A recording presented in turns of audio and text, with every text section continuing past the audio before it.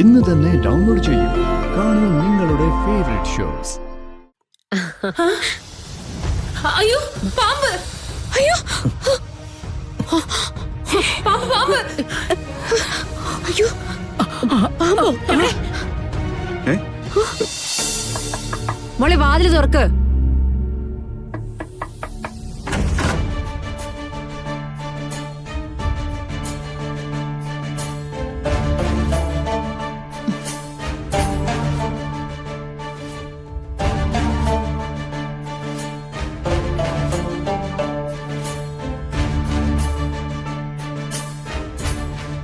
ചടങ്ങുകളൊക്കെ ഗംഭീരായിട്ട് കഴിഞ്ഞോ?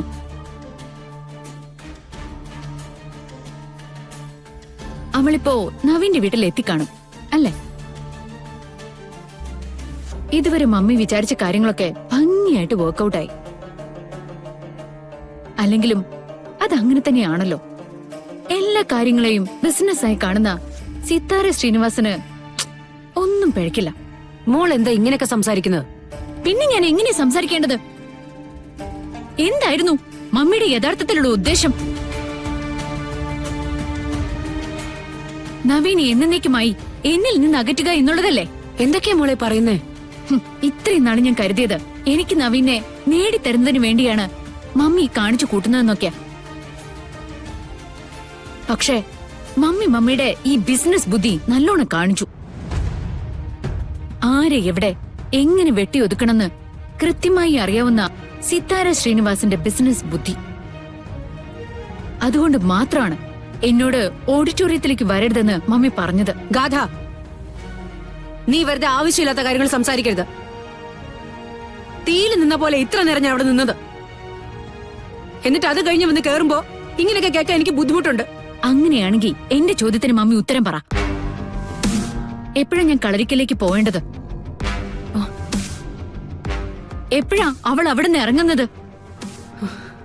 എപ്പോഴാ നവീന്റെ ഭാര്യയായി ഞാൻ ജീവിക്കാൻ തുടങ്ങേണ്ടത്? പറ പറ മമ്മി. എന്താ ഗാഥ മാഡം ഇത്? മാഡത്തിന്റെ നന്മ മാത്രമല്ലേ മമ്മി ചിന്തിക്കുന്നത്?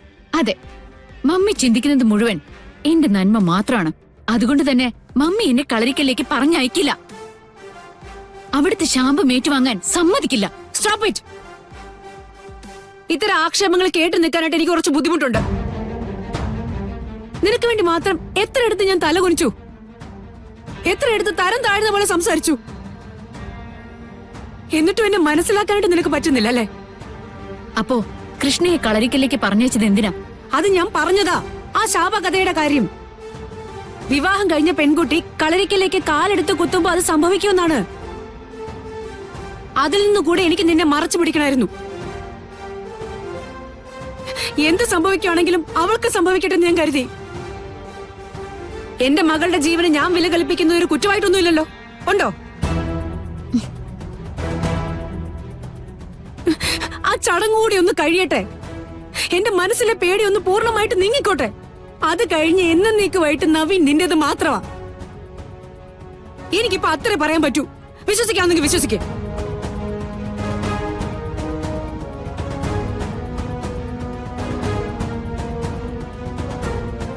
കഷ്ടമാണ് മാഡം. മമ്മിയോട് അങ്ങനെയൊന്നും പറയരുതായിരുന്നു.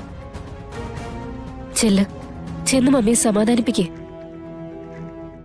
ഒരു മകൾക്ക് വേണ്ടി ഒരമ്മയും ഇത്രയും കഷ്ടപ്പെടില്ല, അതെനിക്ക് ഉറപ്പാ.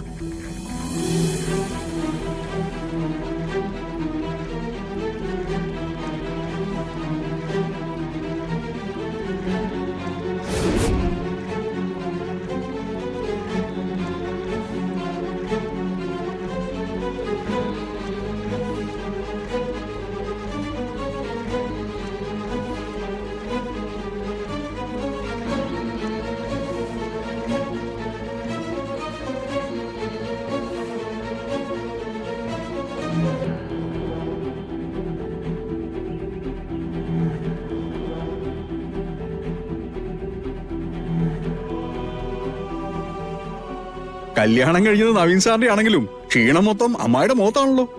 നീ ഒന്ന് പോയടാ മാണിക്കുഞ്ഞെ. ചുമ്മാതെ വെറുതെ വായിന്നൊന്ന് കേക്കാൻ നിക്കണ്ട. നിനക്ക് വേറെ പണിയൊന്നുമില്ലേ മാണിക്കുഞ്ഞെ? ഒരു ജോലി ഇല്ലാതെ വെറുതെ ഇരിക്കുമ്പോഴാണല്ലോ എന്തെങ്കിലുമൊക്കെ തമാശ പറയാൻ നമുക്ക് തോന്നുന്നത്.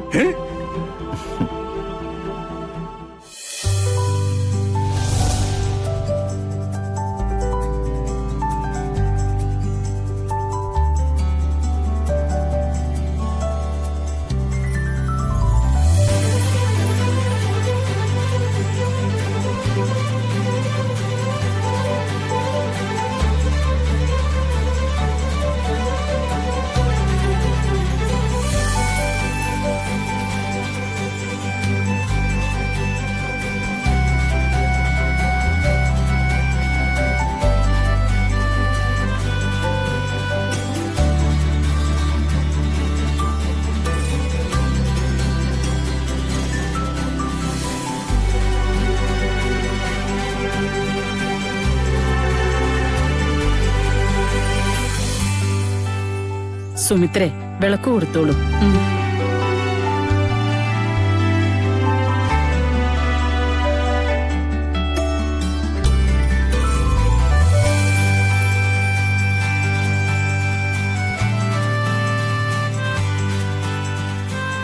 പിടിക്ക, വലതുകാല് വെച്ച് കേറ്.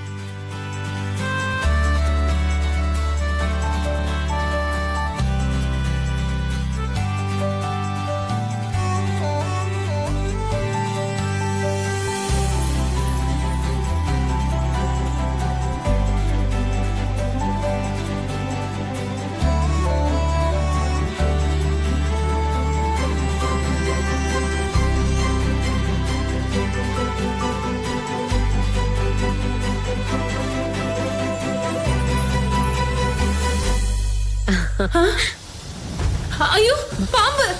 അയ്യോ, പാമ്പ്, പാമ്പ്! അയ്യോ, പാമ്പോ? എവിടെ?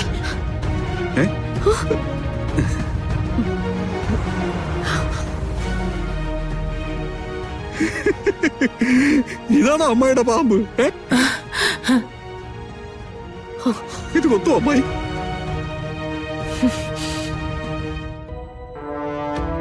ആളുകളെ പേടിപ്പിക്കാൻ ഒരവസരം കിട്ടിയല്ലോ.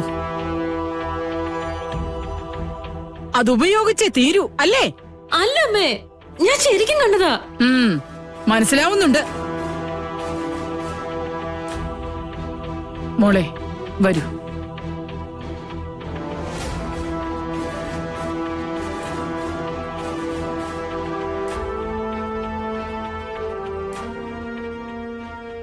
നവീന്റെ വധുവായി വരുന്ന പെൺകുട്ടി ആ വീടിന്റെ പടി ചവിട്ടുന്ന നിമിഷം അവളുടെ ദിവസങ്ങൾ എണ്ണപ്പെട്ടു തുടങ്ങും. മരണം നിശ്ചയമാണ്.